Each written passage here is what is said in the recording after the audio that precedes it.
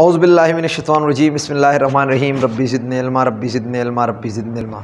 अच्छा, आज का हमारा टॉपिक है एंग्लो सेक्सन पीरियड। आज इस क्लास में हम डिस्कस कर रहे हैं एंग्लो सेक्सन पीरियड और इसका हम फर्स्ट फेज़ को डिस्कस करते हैं जो कि 450 से शुरू होती है और 597 तक वो ख़त्म होती है।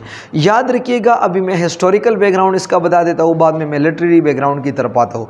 हिस्टोरिकल बैकग्राउंड की रूह से अगर हम देखें तो एंग्लो सेक्सन पीरियड जो है बेसिकली ये थ्री ट्राइब्स जो मेरे पास हैं, एंग्लो सेक्सन एंड ज्यूट्स, ये क्या हुआ है, ये थ्री ट्राइब्स जो थे ये मेरे पास थे जर्मेनिक ट्राइब्स और ये आ गए, उसने यूके के ऊपर हमला की, यानी इंग्लैंड के ऊपर उसने हमला की। जिधर उन लोगों ने हमला की इस एरिया का नाम था इंग्लैंड। वहाँ के जो पहले से रहने वाले लोग थे वो किल्ट्स के नाम से याद की जाती थी। किल्ट्स, इसका प्रोनाउंसिएशन कोई सिल्ट जैसा लग रहा है, नहीं, लेकिन नहीं, ये किल्ट है। ये जिधर ये तीन कबीले रहने लगे, उसका पहले जो रहने वाले लोग थे वो थे किल्ट्स, और अपने डर के मारे वो माउंटेन भागे गए, वो फ्लिट हुए। अच्छा, क्यों भागे गए? याद रखिएगा, ये तीन कबीले जो थे वो बड़े जंगजू थे, बड़े बहादुर कबीले थे। ठीक है, अपने बहादुरी की वजह से वो बहुत ज़्यादा होते थे, ज़्यादा जंगजू थे, बहादुर भी बहुत ज़्यादा थे, एडवेंचरस थे। ठीक है, और एक जो मेन पॉइंट आप लोगों ने याद रखना होता है, ये तीन कबीले मेरे पास थे नोमैडिक ट्राइब्स। अब नोमैडिक ट्राइब्स मेरे पास कौन से कबीले होते हैं? ये ऐसे कबीले होते हैं जिसको हम उर्दू में कहते हैं कि ये जनाब खानाबदोश लोग हैं। खानाबदोश मीन जिधर उनका अच्छा होते हैं वहाँ वो रहते हैं, ज़िंदगी गुजारते हैं। ठीक है, नोमैडिक ट्राइब्स थे तीन सा। इसका जो रिलीजन था वो पैगन थे। पैगन मीन काफिर लोग थे।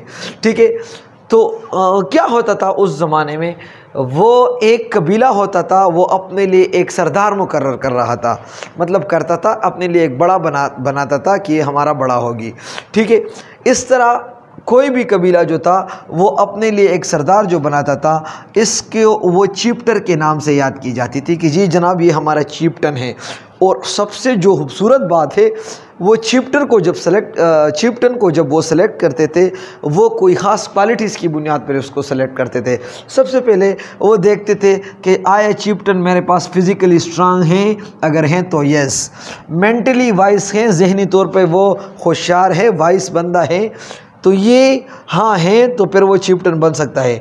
एक और बात, इमोशनली बैलेंस्ड हैं, अपने इमोशन के ऊपर वो उसका ताकत है तो वो चीफ्टन बन सकता है। जेनरस, इसमें सहावत है या नहीं है। ठीक है, तो चीफ्टन के लिए वो चार क्वालिटीज़ देखते थे किसी बंदे के अंदर, जिसमें वो क्वालिटीज़ होते थे वो चीफ्टन बन जाता था। Physically strong, mentally vice, emotionally balanced and generous. ठीक है, और जो लोग उनके अंदर जो काम करते थे, उनके अंडर के अंदर जो काम करते थे, चीफ्टन के अंडर में, उनको रिटेनर के नाम से याद की जाती थी। जी मैं आपको सबसे अच्छी बात जो बताऊं, चीफ्टन और रिटेनर के दरमियान जो ताल्लुक़ था वो बहुत ज़्यादा मजबूत था।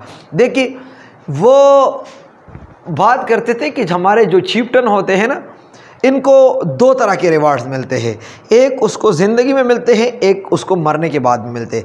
अच्छा, ज़िंदगी में उसको क्या रिवार्ड मिलता है? लोग उसको हद से ज़्यादा रिस्पेक्ट देता था। ठीक है, मरने के बाद लोग उसके ऊपर पोएम कंपोज करते थे और उसको कमेमोरेट करते थे शायरी के ज़रिए। और एक और बात बेटा मैं आपको बताऊं, ये एंग्लो सेक्सन एंड ज्यूट्स में ज़्यादातर लोग जो थे वो बार्ड्स थे। बार्ड्स ऐसे पोइट थे जो रिलीजियस पोइट्री हुआ करते थे। ठीक है, तो वो क्या, तो यहाँ पर थोड़ा सा कि हमारे पास रिटेनर थे जो चीफ्टन के अंदर काम करते थे, अंडर के अंदर काम करते थे, और चीफ्टन उसका सरबराह होता था।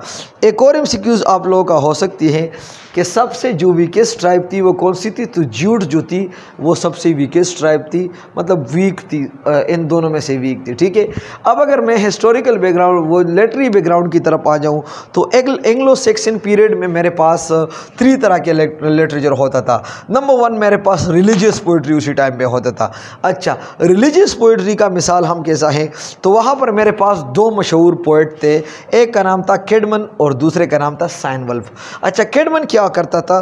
कैडमन एक सीरीज़ ऑफ स्टोरीज़ लिखते थे। ठीक है। वो स्टोरीज़ में क्या होता था, वो स्टोरीज़ में इंसान की डेस्टिनी के बारे में वो वजाहत होती थी, उसके किस्मत के बारे में किस्से होते थे, इसके दुनिया में आने के बारे में वो किस्से होते थे, और उसको वापस जाने पर आखिरत के दिन, और ये सारे बातें इसके स्टोरीज़ में होता था। जबकि साइन वुल्फ ने जो सबसे मशहूर पोएम लिखी है इसका नाम है क्रेस्ट। ये आपका एमसीक्यूज़ हो सकता है कि Christ is a poem written by Cynewulf, and ये भी आपका एमसीक्यूज़ हो सकता है कि Cynewulf is a poet from which era, from Anglo Saxon era first phase. ठीक है, वो क्या करता था, उसने सबसे अच्छा पोएम जो लिखी है, मेन पोएम, वो था क्रेस्ट। और ये क्रेस्ट मिनिस्ट्री के ऊपर था, मतलब हज़रत ईसा अलैहिस्सलाम के ऊपर था, उसके कि वो दुनिया में कैसा आ गया, फिर उसका वो वापस वो चला गया, और वो जजमेंट के से पहले, मतलब जजमेंट डे से पहले वो वापस दुनिया में आएगा। मतलब पूरा ईसा अलैहिस्सलाम के ऊपर क्या थी, ये पोएम वो उसने कंपोज की थी, जिसका नाम था क्रेस्ट। दूसरी बात, ये मेरे पास रिलीजियस पोइट्री थी। दूसरे मेरे पास एंग्लो सैक्सन पीरियड में एपिक पोइट्री भी थी। अच्छा, एपिक पोइट्री का एक एग्जांपल मुझे बताओ, ये आपके इंटरव्यू में भी क्वेश्चन हो सकती है कि जनाब मुझे एपिक पोइट्री बताओ एंग्लो सैक्सन पोइट्री में। जो तो हमारे पास जो बेवल्फ है, बेवल्फ मेरे पास एक ऐसा पोएम है जिसका राइटर नहीं मालूम, याद रखिएगा। ये एक अजीब कहानी है, एक बहादुर बेवल्फ के बारे में है। एक ऐसा बंदा था जो मॉन्स्टर हमारे पास होते हैं, जो बड़े बड़े अजदहा हमारे पास होते थे, उनको ख़त्म करता था, उसको काटता था। मतलब एक एडवेंचरस कहानी होती है। एपिक पोइट्री वैसे भी इस पोइट्री को कहते हैं जिसमें हमारे पास हीरोइक डीड ज़ाहिर हो। ठीक है। थर्ड मेरे पास जो है, याद रखिएगा कि इंग्लिश प्रोज जो था, एंग्लो सैक्सन में इंग्लिश प्रोस का बिगनिंग शुरू हुई। इंग्लिश प्रोस कब शुरू हुई? एंग्लो सैक्सन में। कैसा शुरू हुई?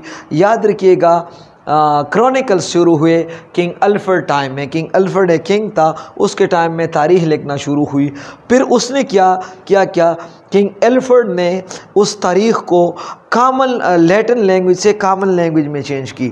जब क्रॉनिकल्स जो हमारे पास जो तारीख़ है, उसने किंग अल्फ्रेड ने जो लैटिन लैंग्वेज में थी, इसको कॉमन लैंग्वेज में जब उसने ट्रांसलेट की, तो ये प्रोस का एक नुमाया मिसाल रह गया। और प्रोस जो है एंग्लो सैक्सन पीरियड से शुरू हुई। ठीक है, ये आपका एमसीक्यूज़ हो सकता है। अच्छा, तो आज का ये हमारा क्वेश्चन वो हुआ, लेक्चर हुआ। अब मैं इसके अंदर चंद एमसीक्यूज़ आप लोगों को दिखा देता हूँ, बेशक आप लिख भी सकते हो जी। सबसे अच्छी एमसीक्यूज़ जो है कि ये एंग्लो सैक्सन एंज्यूट्स का रिलीजन क्या था, पैगन थे, वो कौन से ट्राइब थे, जर्मेनिक ट्राइब थे, और कौन से ट्राइब थे, नोमैडिक ट्राइब्स थे, जिधर वो लोग हमला कर चुके थे। उस एरिया का नाम क्या था? इंग्लैंड, जो कि यूके के सेंटर में आता है। इंग्लैंड के अपने लोग कौन थे? वो मेरे पास थे किल्ट्स, और किल्ट फिर कहाँ गए? माउंटेन चले गए। अच्छा, वो अपने लिए वो ट्राइब्स जो थे, वो ट्राइबल सिस्टम थी उसी टाइम पे, वो अपने लिए चीफ्टन सेलेक्ट करता था, और जो पब्लिक थे उसको रिटेनर के नाम से याद की जाती थी। चीफ्टर के लिए 4 क्वालिटीज़ होने चाहिए थे। फिज़िकली स्ट्रांग होने चाहिए था, मेंटली वाइज होने चाहिए था, इमोशनली बैलेंस होना चाहिए था, इंजीनियस होना चाहिए था। अच्छा, नेक्स्ट एमसीक्यूज़ आपका हो सकता है कि एंग्लो सैक्सन में जो रिलीजियस पोइट्री शुरू हुई, इसका मिसाल। तो इसका मिसाल जो है, एक किड मनहन ने जो अ सीरीज़ ऑफ स्टोरीज़ लिखी है, जबकि साइन वुल्फ ने जो सबसे नुमाया एग्जाम्पल है, उसने क्रेस्ट पोएम लिखी है। ये भी एमसीक्यूज़ है कि क्रेस्ट किसके बारे में है? हज़रत ईसा अलैहिस्सलाम के बारे में है। एपिक पोइट्री का एग्जाम्पल दे एंग्लो सैक्सन पीरियड से, तो बेवल्फ जो है, जिसका एनोनिमस पोम है, जो कि राइटर नहीं मालूम, ये एक एडवेंचरस यानी एपिक पोइट्री का एग्जाम्पल है। जी, आप मुझे ये बताएं, इंग्लिश मतलब इंग्लिश प्रोज जो है, इसका बिगनिंग कब हुई? तो एंग्लो सैक्सन पीरियड में हुई। और किसने क्रॉनिकल्स को यानी तारीख़ को अपने कॉमन लैंग्वेज में चेंज की लैटिन से? तो ये किंग अल्फ्रेड द ग्रेट ने और किंग अल्फ्रेड ने। आज ये हमारा लेक्चर ख़त्म हुआ। मैं समझता हूँ कि आपको बहुत कुछ समझ आई होगी।